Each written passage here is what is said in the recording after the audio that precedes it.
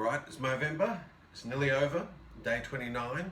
I've been putting together little videos throughout Movember. I'm going to do a bunch tomorrow because I wanted to do one for every day. Over the weekend I went to a 12-step retreat, and so I'm going to recap that tomorrow. But for tonight I want to look at reparenting. And it's a concept of peer melodies, but largely, the goal of any sort of therapy really is to try and go from feeling a sense of disconnection to a sense of connection. So I'm going to use the phrases or terms that Pia uses for the traumatized self and how we might use the tools of recovery to sort of bring it back together. So the idea of peer melodies was that if we did not experience functional parenting, that we ended up with a wounded self, a part of us that felt less than, unsafe, bad and flawed, too needy and out of control.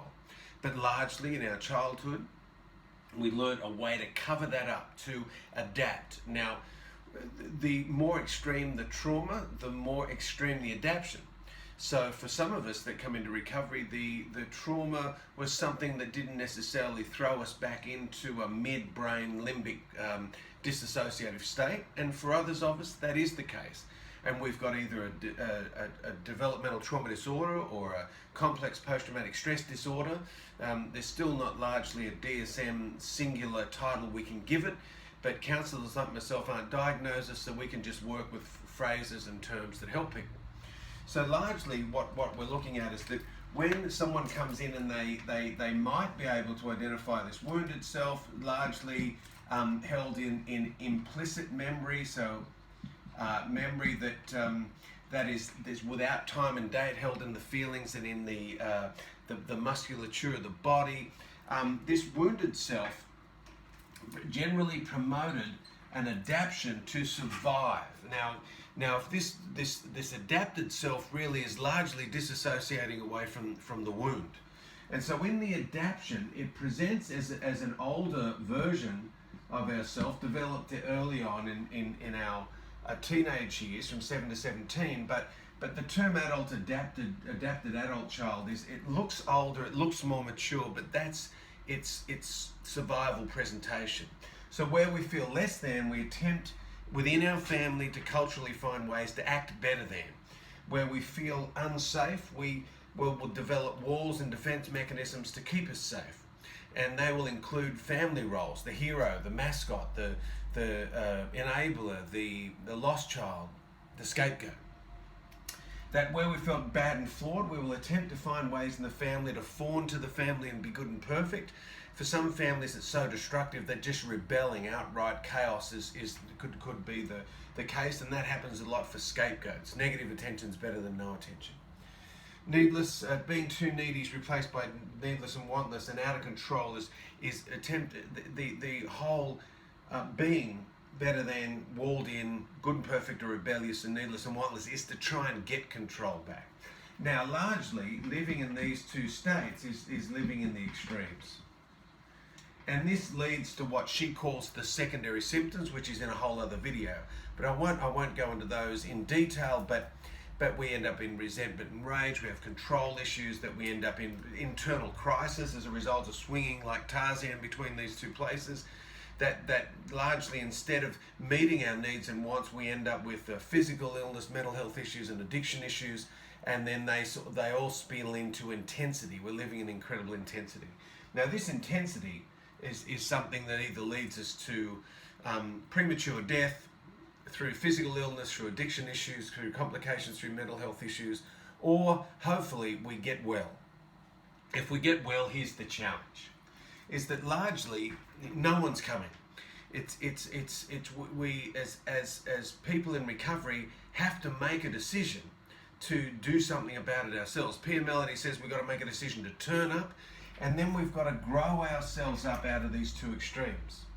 Now, largely, as she uses the phrase to become a functional adult, Pia Melody suggests that good and bad, right and wrong needs to be dropped from our vocabulary, and we look at something either functioning or dysfunctioning. And is it serving us? And so in this idea of to become a functional self, what I need to do is grieve what I didn't get and grieve what I did get. and work on what I need now. Now, as a functional adult, instead of feeling the less than, better than dichotomy, is that I need to work on self-value and self-esteem. In regards to my personal boundaries, where I feel too vulnerable, acting invulnerable, I need to work on internal boundaries, external boundaries, and sexual boundaries. Now, to do that, I need to know about my reality. I need to be able to identify myself. And anyone with a dissociative disorder, that's a whole journey back to reconnecting with the body, becoming really aware and conscious of what we're thinking, to become aware emotionally and to have some sort of literacy around emotions, and then to be able to identify how to interpret reality and make better life choices. Now, from that data, we get self-care information. So largely people with mental health or addiction issues, we are living in extremes. So our self-care identification needs to be around those sort of 9 basic needs. And a lot for people in recovery, exercise, rest, and healthy diet are where we need to start. This role of the functional adult, largely, it's a reparenting role is the phrase, and its job is to learn to nurture. I need to learn to nurture this wounded self. And so this idea of nurturing what they would call an inner child. Now, I know this is just a concept and some people think it might be a bit weird, but to see your drama clearly is to be liberated from it, as a Ken Keyes Jr. saying. So it's just a concept that it helped me. I mean, on my desk here, I have 2 photos to try and remind me not to overwork.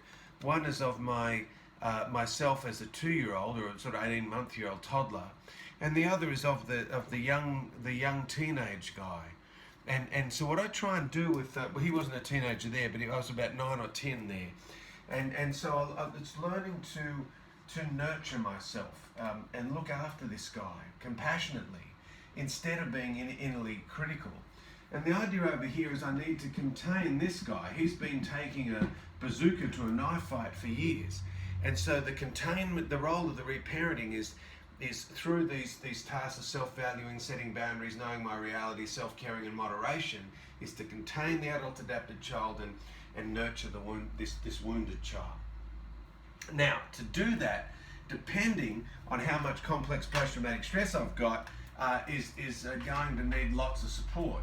Because largely, Pia's model, and I did a little blurb on this, but largely if we've got complex stress, when we get triggered, then we go into a limbic reaction. Now, in this limbic reaction, part of this self-care and self-value and boundaries means I'm going to need to get therapy that largely helps me with that midbrain remedy. So things that I will suggest, and I'll put up here on the board, I might need to write them in something a little darker, is in regards to the body, that's when, tomorrow I'll do some stuff on brain spotting, which helps with midbrain trauma. There's nothing like it. TRE, tapping therapy, EMDR. These are the things largely that we need at this level. If you're out there and you've been battling with this reparenting, it might be that before you even get to access all that self-help literature and all those new good ideas and boundaries, and before you even get to be able to access your feeling states, this limbic reaction overrides and takes you into either a fight response, a flight response, or a freeze response, or as Pete Walker puts it, a fawn response. And I will try and do a 5-minute blurb on the 4 F's tomorrow.